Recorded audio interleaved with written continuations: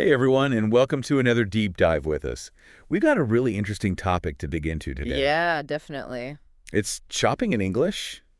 We've got like articles, YouTube videos, all sorts of stuff. A whole bunch of different And we perspectives. want to take you beyond just like, basic hello and thank you. Yeah, like Right. how do you really navigate a shopping situation Exactly. in English when it's not your native language? Boy, how can Yeah, you really thrive? right. So, I know from personal experience that shopping in another language can be Oh, tell me about it. kind of tricky. It's not just about the words. It's like you said, it's the whole Yeah. The experience. whole like cultural. Yeah, the unspoken rules. Yeah, I remember one time I was in Italy, and I was trying to buy a souvenir. Oh no. I like completely misread the situation. I tried to haggle, and it was not. Ah, yeah, different cultures have Yeah, it was not received well. different expectations. So we're hoping that today's deep dive can help you guys avoid some of those awkward moments. Absolutely. And, Yeah. even little things can make a big difference. Totally. One of the sources we looked at was called 100 Easy English Phrases for Shopping. And it really emphasized just like mastering those basic etiquette phrases. Yeah, like even just instead of pointing at something and being like that, you could say something like, Excuse me? "Excuse me, can you tell me where the item is?" Exactly. And, it sounds so simple, Yeah. but it really does change how people perceive you. Right. It shows that you're making an effort. Exactly. And that you Mm. respect that time. And speaking of respect, there might be times when you need to politely interrupt someone, Yeah, especially, especially in a busy store or something. yeah, like if you're trying to get a salesperson's attention and they're already helping someone else. Like, what do you do? Yeah, how do you jump in? Well, do you mind if I jump in here? It's a good one. Yeah. But if it's like more urgent, you could say, do you mind if I interrupt? Interrupt you. Yeah. I got those from a really helpful YouTube video called 20 Essential English Phrases for Daily Conversation. You know what I like about that video is that it, Yeah. it shows you how these phrases Yeah. can be used in lots of different situations, not just shopping. That's so true. Yeah, they're really valuable for any. Yeah, general English conversation skills. Okay, so we've talked about like basic etiquette and getting someone's attention. Right. So those are kind of the foundations. But what about when you need to actually express an opinion? Like, let's say you're shopping with a friend Oh, I love shopping with friends. and they suggest something and you're like, ugh, no way. Absolutely not. That's hideous. Yeah. So how do you politely disagree? Right. How do you say that without being rude? Yeah. Well, that same YouTube video actually had a whole section on agreeing and disagreeing politely. Oh, that's great. So instead of just saying no, you could say something like, I'm not so sure about that, or that's not really my style. That's so much better. It's all about keeping the conversation going. Yeah, and not like shutting. Yeah. And not like making them feel bad Exactly. for suggesting it. Yeah, and practicing these phrases can really help you sound more natural, More fluent. more confident when you're speaking English. Yeah, definitely. Now, speaking of confidence, let's talk about haggling. Uh-oh. Because I know this isn't common in every culture, but in some places it's like an expected part of the shopping experience. You gotta haggle, or you're gonna pay too much. Right. You got to know how to do it. Right? And you gotta be careful because what's acceptable in one culture Oh, yeah. might be totally offensive in another. Yeah. You don't want to accidentally insult somebody. Exactly. So you gotta do your research. Yeah. That's where doing your homework beforehand comes in. Absolutely. But let's say you're in a situation where haggling is totally normal. Okay, yeah, let's say you're at a market.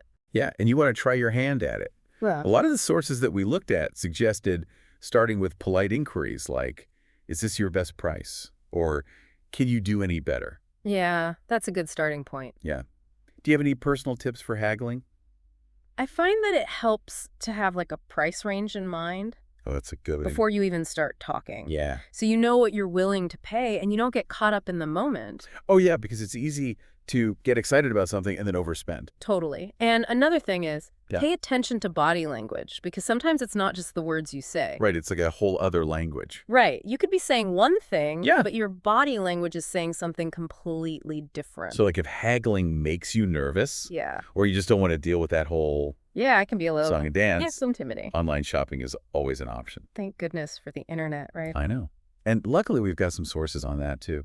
Yeah, we found some great websites and articles. Like one is called Essential English Vocabulary for Shopping Online Exercise from Blair English, I think. Oh, that's- yeah, that one was really helpful. And that one really like breaks down all the key terms you need to know. Like add to cart, checkout, shipping address, All that good stuff. confirm order. Yeah. Like all the steps along the way. And then there's also phrases specific to online shopping, like, Yeah, like what is the shipping cost? yeah, or like, is there a discount code I can use? Oh, yes, gotta love a good discount. So whether you're browsing in a physical store or you're adding things to your virtual cart, Right, no matter how you shop. the key is to feel confident and prepared to use English. Exactly. Yeah. And that's really what we're hoping to achieve with this deep dive. Yeah, we want you to feel empowered. To walk into any store, any website, Anywhere in the world. and feel like you can handle it. And have a positive experience. Yeah. Now, we've talked about a lot of general phrases and etiquette for shopping, but in the next part of our deep dive, we're going to get even more specific. Yeah, we're going to dive into some real-life shopping scenarios. Stay tuned. All right, so welcome back to our Shopping in English deep dive. You know, we've laid some groundwork. Yeah, we've covered some basics. But now, let's get down to brass tacks and talk about some specific shopping situations. Yes, let's get practical. Huh. So one that I think a lot of learners might find themselves in is buying clothes. Ah, clothes shopping, one of my favorites. Okay, love it. It can be so much fun. But also, you walk into a store and you're faced with just like racks and racks of clothing, different sizes, different styles. It can be overwhelming. How do you even begin to navigate that? Right, and that's where having a good vocabulary for clothing is so important. Yeah, like knowing the words for different types of clothes. Exactly. And one of our sources had a really helpful list. It broke down terms like shirt, pants, dress, skirt. Oh, yeah, and then more specific stuff like blazer, cardigan, jeans. Exactly. Because if you can be specific when you're asking for help. Right, instead of just pointing and being like, I want that thing. That one over there. You can be like, excuse me, do you have this blazer in a size medium? So much easier for everyone. Way more efficient. Yeah. Okay, so let's say you found something you like. How do you ask to try it on? Oh, that's a good one. Can I try this on, please? Oh, yeah, or where are the fitting rooms? Yes, and once you're in the fitting room, Yeah. it's all about describing the fit. Oh, yes, those phrases. You're like, this is too tight. It's a bit loose. It fits perfectly. Yeah, being able to communicate how the clothes feel is so important. It really is. And you know what's great is those phrases. Yeah. They can be used for other shopping situations too, like shoes. Oh, totally. These shoes are too narrow. These sandals are so comfortable. It's all about adapting the vocabulary, right? What's that? But you know what else I think can be a little tricky? Uh-oh, what's that? Is haggling. Ah, yes, the art of bargaining. Especially when you're trying to do it in another language. It can definitely be a minefield. Yeah, because like we talked about before. Different cultures, different rules. Yeah, so how do you know when it's appropriate? That's a tough one. I guess doing your research beforehand is key. Definitely. But let's say you are in a situation Yeah. where haggling is expected All right. and you're ready to give it a go. So we talked about those phrases before, like, is this your best price? Or can you do any better? Those are good starters. I also think it's helpful Yeah. to have a price in mind Oh, yeah. that you're willing to pay Before you even start. before you even start talking so you don't get swayed. That's such a good tip, yeah. Yeah. And another thing is, Yeah. pay attention to nonverbals, Oh, the body language. the body language. Because sometimes what you're saying with your words and what you're saying with your body are two different things. It's a whole other layer of communication. Yeah. And it can make or break a negotiation. So if all that just sounds Stressful. like way too much, there's always online shopping. Yes. Back Yeah. to the comfort of the internet. So much less pressure, right? Definitely. And we found some good resources Yes. to help with that. So we mentioned that one website, Yeah, Essential English Vocabulary for Shopping Online. and that one's really great. Breaks down all those key terms. Like add to cart, checkout, shipping address. All the essential stuff you need. And it gives you some example sentences Oh, that's great. to practice with. Okay. And then there's also phrases specific to online shopping, like, Like, what's the shipping cost? is there a discount code I can use? Yes, gotta love those discounts. So whether you're braving the crowds at the mall or you're chilling at home, adding things to your virtual cart, Wherever you are, however you shop. the key is to feel confident using your English. Exactly.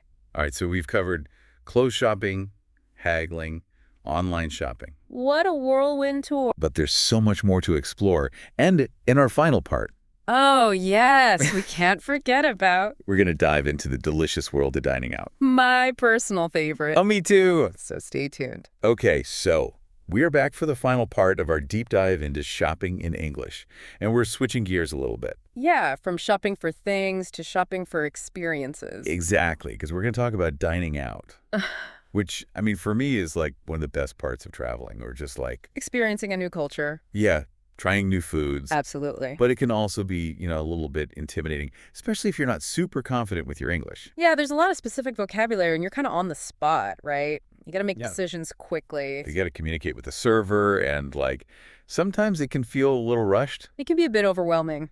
But don't worry, because we're here to help. We've got you covered. So let's start with the basics. Like, you walk into a restaurant, Okay, you walk in. and the host greets you, with a smile. Hello, welcome. What is it? What's that first thing? Table for two, please. Yes. Table for number. Right. And if you have a reservation, Oh, yes. Very important. you would say, I have a reservation under name. Okay, perfect. Okay. So now you're seated. You're at your table. You got the menu. And it begins. And suddenly you're faced with a whole new set of vocabulary challenges. Oh, yeah. Like, what even is a carpaccio? Right. Like all these fancy cooking terms that you might not be familiar with. And all the different kinds of cuisine. Yeah. Like I remember when I first started traveling, I was so confused by all the different culinary terms in English. Like, what does al dente mean? Yeah. Or what's the difference between sautéed and grilled? Right. It's a whole world. It is, but don't worry. What did we do?